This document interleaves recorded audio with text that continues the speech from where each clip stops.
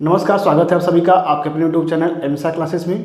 साथियों, आज हम सभी अध्ययन करेंगे डीएलएड द्वितीय सेमेस्टर गणित के अंतर्गत अध्याय 4 में आपको दो चीज़ों का अध्ययन करना है। सबसे पहले पूर्ण संख्या पर संक्रियाओं के प्रगुण और दूसरा है संख्या रेखा पर जोड़, घटाव और गुणा की प्रक्रिया। ठीक है, यही आपको अध्ययन करना है। तो सबसे पहले हम आज जानेंगे कि पूर्ण संख्या पर संक्रियाओं के प्रगुण। कि पूर्ण संख्या पर संक्रिया का मतलब ये होता है जोड़, घटाव, गुणा और भाग। तो जोड़, घटाव और गुणा भाग की संक्रिया पूर्ण संख्याओं पर किन प्रगुणों के साथ क्या क्या होता है, इसी का अध्ययन हमें करना है। तो देखिए, सबसे पहले समझेंगे प्रगुण का मतलब क्या है। प्रगुण का मतलब यह है कोई विशेष गुण, ठीक है, कोई विशेष प्रॉपर्टी जो होल नंबर पर अप्लाई होती है कि नहीं होती है, इसी को अध्ययन करना है। कुछ ऐसे प्रॉपर्टीज हैं जो कि आपके एडिशन पे अप्लाई होते हैं, जो कि सब्ट्रैक्शन में नहीं होते हैं, मल्टीप्लिकेशन में होते हैं लेकिन डिवाइड में नहीं होते हैं। तो ये कौन कौन सी प्रॉपर्टी हैं जो कि आपके योग में अप्लाई की जा सकती हैं, सब्ट्रैक्शन में की जा सकती हैं, मल्टीप्लिकेशन में की जा सकती हैं और डिवाइडेशन में की जा सकती हैं। ठीक है, इन्हीं का अध्ययन में आज की क्लास में करना है। तो सबसे पहले है योग का संवरक प्रगुण। ठीक है, अच्छा ये देख लीजिए, ये चार आपके मेन प्रॉपर्टीज हैं जिनके बारे में हमें अध्ययन करना है। एक तो और बढ़ सकती हैं गुणा में जाकर के, ठीक है, लेकिन मेन ये चार हैं। तो चार में सबसे पहला क्या है, संवरक प्रगुण। तो संवरक प्रगुण का मतलब पहले समझेंगे, उसके बाद हम इसको योग में अप्लाई करेंगे कि ये जो आपका प्रगुण है, ये प्रॉपर्टी जो है आपका क्लोजर प्रॉपर्टी, यह एडिशन में अप्लाई की जा सकती है कि नहीं अप्लाई की जा सकती है। ठीक है, और हाउ टू अप्लाई, कैसे अप्लाई करें, इसको भी हम समझेंगे संवरक प्रगुण के पहले समझने के बाद। तो सबसे पहले हम समझेंगे कि संवरक प्रगुण क्या है।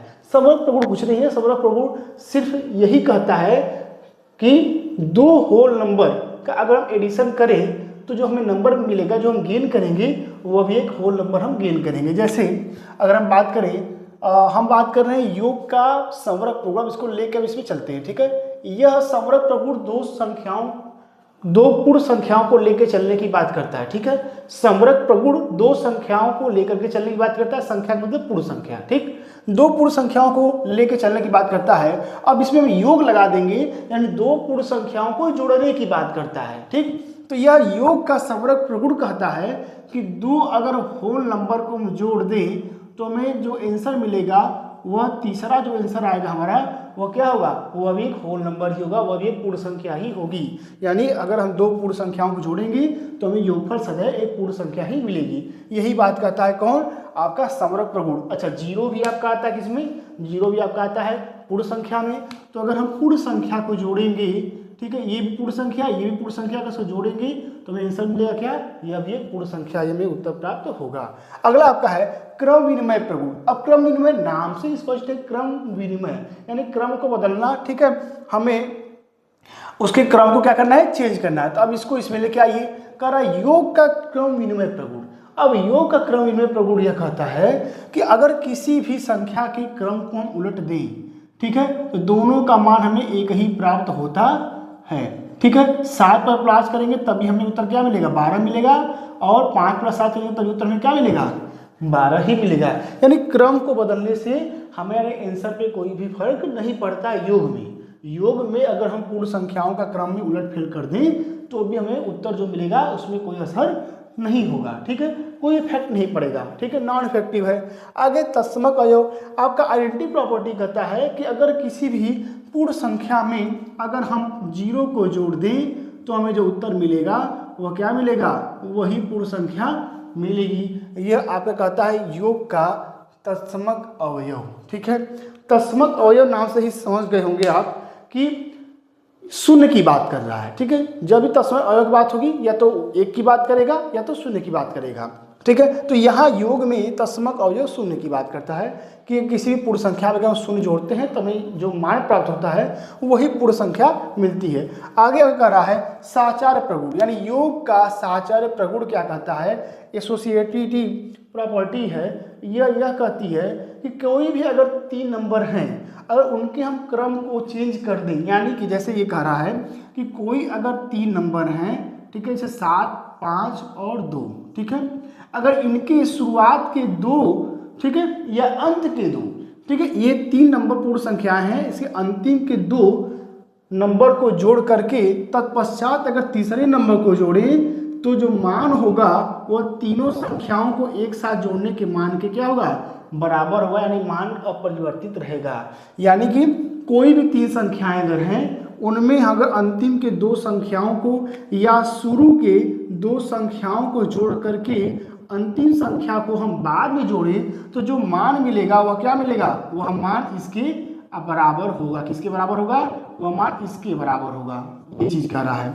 ठीक है, देखिए 7 + 5 शुरुआत हमने दो संख्याओं को जोड़ लिया और तीन संख्या को हमने बाद में जोड़ा। ठीक है, 7 × 5 12 और 2 क्या हुआ 14 उत्तर आया। ठीक है, और यहाँ हमने क्या किया 5 और 2 7 किया, उसके बाद हमने 7 किया, 7 7 कितना 14। तो वही कह रहा है कि अगर शुरुआत की दो संख्याओं को जोड़ने के बाद तीसरी संख्या को जोड़ें तो हमारे अंत के दो संख्याओं को जोड़ करके पहली संख्या को जोड़ने के मान के बराबर मान प्राप्त होता है। यही कहता है साहचर्य प्रगुण। ठीक है, समझ में उम्मीद करता हूं कि आपको आ गया होगा। तो यह तो बात हुई किसकी, यह बात हुई योग के प्रगुण की। ठीक है, अब हम बात करेंगे घटाव के प्रगुण की। और ये घटाव के प्रगुण में क्या होता है, घटाव के प्रगुण में होता क्या है, कुछ नहीं होता, बस यही चीज को अप्लाई करना है। बस जहां प्लस है वहां माइनस कर दीजिए। ठीक है, इतना ही करना है। देखिए अभी क्या है, योग का समग्र प्रगुण आप समझ गए। अब घटाव का समग्र प्रगुण, घटाव का समग्र प्रगुण क्या कहता है, यह कहता है कि कोई भी अगर हम दो पूर्ण संख्याओं की क्या करते हैं, अगर हम घटाते हैं तो जरूरी नहीं है कि मान हमें पूर्ण संख्या ही प्राप्त होगी। यानी कि घटाव में यह समग्र प्रगुण का नियम लागू नहीं होता है। ठीक है, घटाव में समग्र प्रगुण का नियम लागू नहीं होता है। क्यों नहीं लागू होता, इसको था समझ लेंगे। डस्टर कहाँ भाई, हमारा डस्टर दिख रहा है क्या किसी को, डस्टर ही गायब हो गया। वाह भाई, तो देखिए अगर नहीं मिल रहा है तो एक काम करिएगा, आप डस्टर घर में से मंगा लीजिए। ठीक है पांडे जी, डस्टर को घर से मंगा लीजिए। देखिए अब क्या कर रहे हैं, समग्र प्रगुण कह रहा है कि 7 में से अगर हम 5 घटाते हैं तो कितना मिलेगा, 7 में से 5 यहाँ मिलेगा, कितना भैया हमें 2 मिलेगा। ठीक, लेकिन वही अगर हम ध्यान देने की बात कर दें कि अगर हम 2 में से 5 घटाएं तो -3 मिलेगा। तो क्या -3 एक पूर्ण संख्या है, नहीं है। हमने कहा कि जैसे दो पूर्ण संख्याओं को जोड़ने पर एक पूर्ण संख्या मिल रही थी, लेकिन अब क्या है कि दो पूर्ण संख्याओं को घटाने पर पूर्ण संख्या मिलेगी। यह संभव हो भी सकता है और नहीं भी हो सकता है। ठीक है, यहाँ देखिए हो गया लेकिन यहाँ पे नहीं हुआ, यानी कि यह घटाव का प्रगुण इस समग्र प्रगुण को लागू नहीं करता। ठीक है, समग्र प्रगुण का नियम घटाव में लागू नहीं होता। आगे चलेंगे, क्रम विनिमय प्रगुण। क्रम विनिमय प्रगुण का नियम भी घटाव में लागू नहीं होता है। क्यों नहीं होता है, क्योंकि देखिए 5 में से 7 गया, कितना आएगा -2। ठीक है, अब क्रम को उलट दीजिए, अब 7 में से 5 हटाइए, कितना उत्तर आया 2। तो उत्तर क्या सेम है, नहीं है। तो आपका घटाव का प्रगुण क्रम विनिमय नियम को लागू नहीं कर पाता है। ठीक है, यह आपका कम्यूटेटिविटी जो प्रॉपर्टी है यह आपके घटाव के प्रगुण में लागू नहीं होती, अप्लाई नहीं होती है। ठीक, आगे है तत्समक अवयव। तत्समक अवयव क्या कहता है, कहता है किसी भी संख्या में से अगर हम 0 को घटाएंगे उत्तर क्या मिलेगा, 5 मिलेगा। ठीक है, लेकिन अगर हम 0 में से 5 घटाएं तब क्या मिलेगा, -5 मिलेगा। जैसे आपके पास 1 रुपये, मतलब आपके पास 5 रुपये था, आपने किसी को कुछ नहीं दिया, आपके पास कितना पैसा बचा, 5 रुपये। लेकिन आपके पास कुछ नहीं था और आपने किसी से क्या किया, 5 रुपये उधार मांग लिया, तो आप क्या हैं, आप 5 रुपये कर्ज में हैं। इसका मतलब क्या हुआ, इसका मतलब ये हुआ कि आपका यह तत्समक अवयव जो है यह इस सिद्धांत को फॉलो नहीं करता। क्यों, क्योंकि 5 में 0 को जोड़ते योग का तत्समक अवयव कह रहा था कि 5 में 0 को जोड़ेंगे तभी मिलेगा 5 और 0 में 5 को जोड़ेंगे तभी मिलेगा 5। लेकिन यहाँ पे ऐसा संभव नहीं है। 5 से 0 को घटाएंगे तो मिलेगा 5, लेकिन 0 से 5 को घटाएंगे तो मिलेगा -5। इसलिए आपका घटाव का प्रगुण तत्समक अवयव का फॉलो नहीं करता। ठीक, आगे चलेंगे। साहचर्य प्रगुण क्या है भैया, साहचर्य प्रगुण वही है कि 2 को हम क्या करेंगे, 2 घटा करके तीसरे घटाएंगे तो क्या मान वही प्राप्त होगा कि नहीं होगा। इसको भी देख लेते हैं। देखिए साहचर्य प्रगुण क्या कर रहा है, साहचर्य प्रगुण यह कह रहा है कि अब 7 - 5 है, ठीक है, और 5 - 2 है, ये चीज़ है। ठीक, अब करिए 5 से 2 गया, 3 बचा, 7 में से 3 गया, 4 बचा। ठीक है, ठीक है। अब आइए आगे, 7 माइनस 5, ठीक है, इसको पहले कर लेते हैं और -2 करते हैं। अब करिए, 7 में से 5 या कितना बचा, 4 कि 3 कि 2, 2, ठीक, और 2 में से 2 क्या कितना बचा, 0। तो ये क्या उत्तर सेम है, नहीं है। तो यही करा कि साचय प्रगुण कह रहा है कि अगर हम शुरुआत के 2 संख्याओं को घटा करके तीसरी संख्या को बाद में घटाते हैं तो हमारा जो मान मिलेगा वह अंतिम के 2 संख्याओं को घटा करके बाद में पहली संख्या घटाने के मान के बराबर नहीं मिलेगा, ठीक है। और या आप इसको ऐसे भी दे सकते हैं, 7 माइनस 5 माइनस 2, ठीक है, ये इधर हो गया, और 7 माइनस 5 माइनस 2, अब कितना उत्तर आएगा, 5 2 7, ठीक है, 0 हो गया, और यहाँ पे जो का उत्तर आएगा वो तो 4 ही आएगा। तो इक्वल क्या है, इक्वल नॉट है, यह बराबर उत्तर नहीं है। यानी कि आपके घटाव के प्रगुण में ये चारों जो प्रगुण हैं, घटाने में ये जो चारों प्रगुण हैं यह अप्लाई नहीं किया सकते। यह चारों प्रगुणों का नियम जो है वह घटाव में लागू नहीं होता। स्क्रीनशॉट लेना चाहते हैं तो ले लीजिए, ठीक है, और उसके बाद हम फिर आगे चलेंगे आपके गुणा के प्रगुण पे, ठीक है। तो स्क्रीनशॉट ले लीजिए।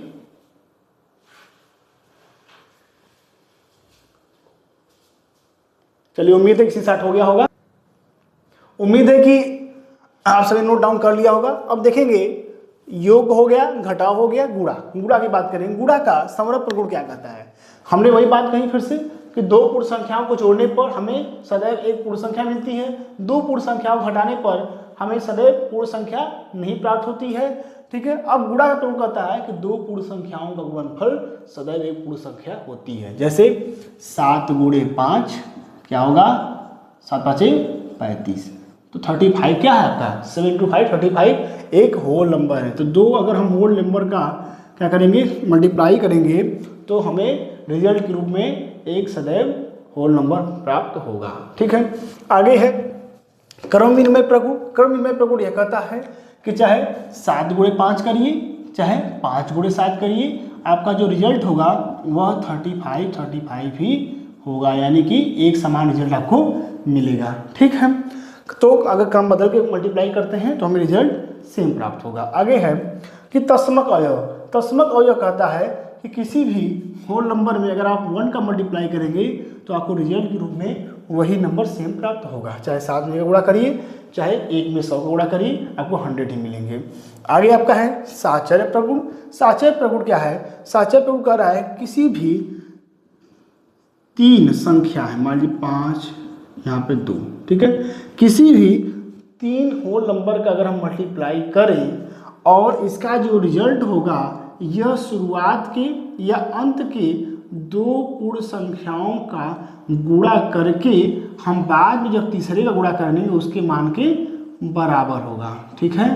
देखिए अब यहाँ 5 दूनी के 10 सते 70, ठीक है, बराबर हो गया ना रिजल्ट। या फिर 7 गुणे 5, ठीक है, 5 गुणे 2 और 7 गुणे 5, ठीक है, गुणे 2, 7 5 35, 35 गुना 70, और यहाँ पे 5 दूनी के 10, 10 सते 70, मान बराबर आ गया। तो ये आपका है साचर्य प्रगुण। अच्छा, इसमें एक और जुड़ जाता है, क्या, इसमें एक जुड़ जाता है शून्य का गुणन प्रगुण। आगे है आपका नंबर 5, शून्य का, एक गुणा वाले में है शून्य का गुणन प्रगुण। शून्य का गुणन प्रगुण क्या कहता है, ये आपका है नंबर 5। शून्य का गुणन प्रगुण कहता है किसी भी अगर होल नंबर में हम किससे मल्टीप्लाई करेंगे, 0 से मल्टीप्लाई करेंगे तो हमें एज ए रिजल्ट क्या मिलेगा, 0 ही मिलेगा, ठीक है। तो शून्य से अगर किसी भी हम पूर्ण संख्या में गुणा करते हैं तो हमें मान शून्य प्राप्त होता है, यह शून्य का गुणन प्रगुण कहता है, ठीक है। इसके आगे एक और है योग का तत्समक अवयव, इसको भी समझ लीजिए। कह रहा है गुणन संक्रिया पर, ये है गुणन संक्रिया पर योग का क्रम विनिमय, ठीक है, योग का क्या है, क्रम विनिमय, योग का क्रम विनिमय, इसको भी समझ लेंगे। यह आपका है नंबर 6 में। इसको हम क्रम विनिमय भी समझ सकते थे, लेकिन हम इसको समझ रहे हैं गुणन संक्रिया पर योग का क्रम विनिमय। चूंकि हम योग का क्रम विनिमय समझ रहे हैं, यह सिर्फ क्रम विनिमय था, यानी क्रम को बदल करके था, लेकिन ये योग का क्रम विनिमय यानी इसमें गुणा भी होगा और योग भी होगा, इसको हमें समझना है। तो देखिए ये क्या कर रहा है, यह कर रहा है कि जैसे हम क्या लेते हैं, कोई नंबर लेते हैं, ये है 7, ठीक है, और आपका है योग का क्रम विनिमय, तो 5 + 2, ठीक है, यहाँ क्या है, यहाँ पे आपका मल्टीप्लाई है, ठीक है, 7 × 5 + 2। अब इसको हम सॉल्व करेंगे, कैसे करेंगे, इसको हम करेंगे 7 × 5 + 7 × 2, 7 × 5 = 35 + 7 × 14। अब हम जोड़ेंगे तो क्या उत्तर मिलेगा, दिखाई दे रहा है कि नहीं, थोड़ा देख लीजिएगा, ठीक है। अब देखिए उत्तर क्या मिलेगा, 5 × 4 = 9, 3 × 1 = 4, 49। यह कर रहा है योग का क्रम विनिमय, यानी किसी भी दो संख्या अगर है, क्या करें, उनको हम जोड़ करके अगर हम मल्टीप्लाई करते हैं किसी तीसरे नंबर से उन दोनों में, तो रिजल्ट जो है वह क्या मिलेगा, रिजल्ट हमें सेम मिलेगा। किसकी तरह, इसको समझ लेंगे, रिजल्ट हमें सेम मिलेगा किसकी तरह, हाँ 7 × 5, ठीक है, और 7 × 5 + 7 × 2, ठीक है, इसके बराबर हमें रिजल्ट मिलेगा। यह बात कर रहा है कौन, गुणन संक्रिया पर योग का क्रम विनिमय नियम। ये यही कर रहा है कि जो रिजल्ट हमें मिलेगा वह क्या मिलेगा, हाँ ठीक है, हाँ गुणन संक्रिया पर, ठीक है, ठीक है। और हाँ, तो उम्मीद करता हूँ कि आप सभी को समझ में आ रहा होगा। कुछ अगर दिक्कत हो तो कमेंट करके पूछिए, हम आप सभी के लिए इस समय तत्पर हैं। आपको जवाब आपके कमेंट बॉक्स में तुरंत मिल जाया करेगा, लेकिन जवाब आपको उसी प्रश्न का मिलेगा जो प्रश्न इस टॉपिक से संबंधित होंगे, ठीक है। कोई अदर क्वेश्चन पूछना हो तो उसके लिए आप पर्सनली मैसेज कर सकते हैं। तो उम्मीद करता हूं कि ये आपको समझ आएगा, गुणन संक्रिया पर योग का क्रम विनिमय, ठीक है। यानी क्रम विनिमय यही है कि सिर्फ क्रम को क्या करेंगे आप, क्रम को आप योग करके आप मल्टीप्लाई करेंगे, ठीक है, या फिर अलग अलग करके करेंगे तो आंसर सी मिलेगा। अगर नहीं समझ आया तो अभी एक चीज़ और समझ लेंगे, अभी क्लियर हो जाएगा। देखिए अभी आपको क्लियर कर देता हूँ। देखिए कह क्या रहा है, योग का क्रम विनिमय, यानी यह कर रहा है कि दो संख्याओं को अगर आप तोड़ करके अलग गुणा करते हैं तो जो उत्तर प्राप्त होगा, और दो संख्याओं को क्या 5 × 2 = 7 होता है, ठीक है, 5 × 2 = 7, और 7 में हम क्या किए, 7 का मल्टीप्लाई किए तो कितना मिला, 49 मिला ना। तो ये 49 और ये 49 आपका क्या है, सेम है, ठीक है, सेम है। तो यही कह रहा है कि गुणन संक्रिया पर योग का क्रम विनिमय नियम ये कहता है कि दो संख्याओं को जोड़ करके, ठीक है, दो संख्याओं को जोड़ करके हम किसी संख्या से गुणा करने पर जो हमें मान प्राप्त होता है, वही मान दो संख्याओं को अलग अलग तोड़ करके गुणा करने पर प्राप्त मान के बराबर होता है। यही बात कर रहा है गुणन संक्रिया पर योग का क्रम विनिमय नियम। अब आगे चलेंगे, गुणन संक्रिया पर घटाव का नियम, ठीक है, यह समझ लेंगे, घटाव का वितरण नियम। तो कहाँ लिखे हम, यह लिखते हैं हम यहाँ पे 6 के बाद यहाँ का नंबर है 7। गुणन संक्रिया पर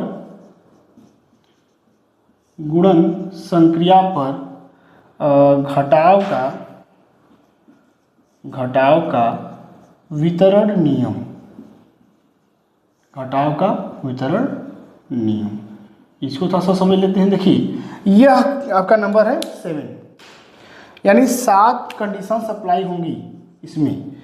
अब देखिए क्या कर रहा है, यह कह रहा है कि गुणन संक्रिया पर घटाव का वितरण नियम, यह सेम जो आपका योग वाला मैटर था, सेम ये घटाव वाला मैटर है। इसमें भी क्या करेंगे, देखिए अगर ये है, मान के चलते हैं कि 7, ठीक है, × 5 - 2, यानी कि अगर हम दो संख्याओं को घटा करके हम किसी संख्या से गुणा करते हैं या उनका हम मल्टीप्लाई अलग अलग करते हैं, ठीक है, 7 × 5 और 7 × हाँ यहाँ पे ये कर लेते हैं, और -7 × 2 ऐसे कर लेते हैं। तो 5 से 2 का कितना बचा, 3, और 3 में हम 7 गुणा किया, कितना आया, 21 आया, ठीक है। और यही चीज़ यहाँ पे देखेंगे, 7 बचे 35 -7 × 14, उत्तर कितना आया, 21। तो क्या है, मान बराबर आया। तो यही चीज़ कह रहा है कि गुणन संक्रिया पर घटाव का वितरण नियम, वितरण का मतलब क्या है, बांटना, ठीक है। तो यही कह रहा है कि अगर दो संख्याओं को हम सर्वप्रथम घटा करके किसी संख्या से गुणा करते हैं तो जो मान प्राप्त होगा वह उन संख्याओं के अलग अलग गुणा करके घटाने पर प्राप्त मान के बराबर होता है। यह है गुणन संक्रिया पर घटाव का वितरण नियम। तो इसका स्क्रीनशॉट ले लीजिए, फिर हम आगे चलते हैं। ठीक है, चलिए उम्मीद है कि स्क्रीनशॉट हो गया होगा, इरेज कर लेते हैं। देखिए आगे अब चलेंगे भाग के प्रगुण। भाग के प्रगुण में क्या है, हमने देखिए जो आपको अन्य सारे प्रगुण लिखवाए थे, क्रम विनिमय का, ठीक है, तत्समक का, ये सब जो है ये आपके योग में और गुणा में तो लागू होते हैं, लेकिन घटाव और भाग में लागू सारे प्रगुण नहीं होते हैं। इसलिए भाग के कुछ अलग प्रगुण हैं, कुछ अलग विशेषताएं हैं। ठीक है, प्रगुण मतलब मैंने कहा गुण या विशेषताएं, तो भाग के क्या गुण हैं, क्या विशेषताएं, इसको समझ लेंगे। देखिए सबसे पहला है समरक प्रगुण। समरक प्रगुण में क्या था कि दो पूर्ण संख्याएं रहेंगी, तो अगर उनमें हम भाग देंगे, भाई दो पूर्ण संख्याओं की बात होगी हमेशा समरक में, तो दो पूर्ण संख्याओं की अगर बात करें तो अगर हम 7/8 कर रहे हैं और 8/7 कर रहे हैं तो आंसर क्या होगा, सेम हमें प्राप्त नहीं होगा। तो यह समरक प्रगुण को भी अप्लाई नहीं करता है। आगे अब क्या है, शून्य से भाग, यानी किसी भी पूर्ण संख्या में अगर हम शून्य से क्या कर रहे हैं, भाग दे रहे हैं, तो हमें उत्तर क्या मिलेगा, उत्तर हमें प्राप्त होगा ही नहीं। जैसे 8 में शून्य से भाग दे रहे हैं, या क्या होगा, अनंत उत्तर प्राप्त होगा, या परिभाषित ही नहीं किया सकता, ऐसा उत्तर में प्राप्त होगा। तो यह हो गया शून्य से भाग।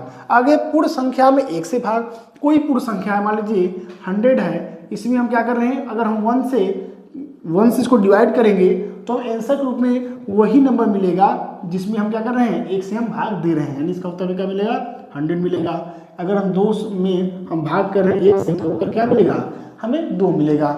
आगे अब क्या है, शून्य में पूर्ण संख्या से भाग। अब शून्य में पूर्ण संख्या से, अभी तो शून्य से दे रहे थे, अब शून्य में देंगे तो अभी उत्तर क्या आएगा, उत्तर हमारा परिभाषित नहीं कह सकता, हम सब कहें तो इनफाइनाइट कर सकते हैं, या कर सकते हैं, हमारा ये उत्तर आ गया। उत्तर को परिभाषित नहीं कर सकते, उत्तर नहीं प्राप्त नहीं होगा।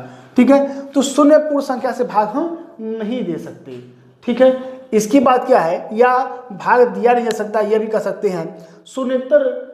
ठीक है, अब बात करेंगे आगे, शून्यतर पूर्ण संख्या में उसी शून्यतर पूर्ण संख्या से भाग। हाँ, यहाँ पर यह भी कर सकते हैं कि उत्तर में शून्य प्राप्त होता है, यह भी कर सकते हैं। ठीक, तो हमें कुछ मिलता जुलता नहीं है। आगे क्या है, शून्यतर पूर्ण संख्या में उसी शून्यतर पूर्ण संख्या से भाग। अब इसको भी समझ लेते हैं। किसी भी शून्येतर, यानी शून्य से क्या, शून्य से इतर, यानी शून्य से अलग, यानी शून्य न होकर के कुछ भी हो सकता है। वह 1 भी हो सकता है, वह 1000 हो सकता है, वह 1,00,000 हो सकता है।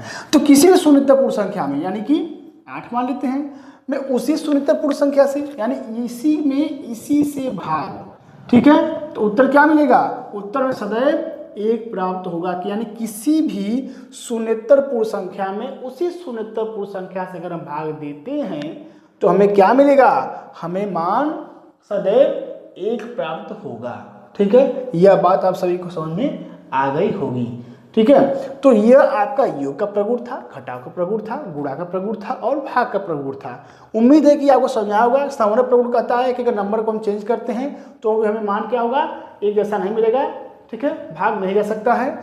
आए हैं शून्य से भाग, शून्य से भाग देने पर अनंत हमें मान प्राप्त होंगे। आगे कर रहा है पूर्ण संख्या में अगर 1 से हम भाग देते हैं तो हमें मान क्या मिलेगा, हमें मान वही संख्या मिलेगी। आगे कर रहा है कि शून्य में पूर्ण संख्या से अगर भाग देते हैं तो हमें उत्तर क्या मिलेगा, हमें उत्तर शून्य मिलेगा। ठीक है, अनंत नहीं कहेंगे, शून्य ही कह लेंगे।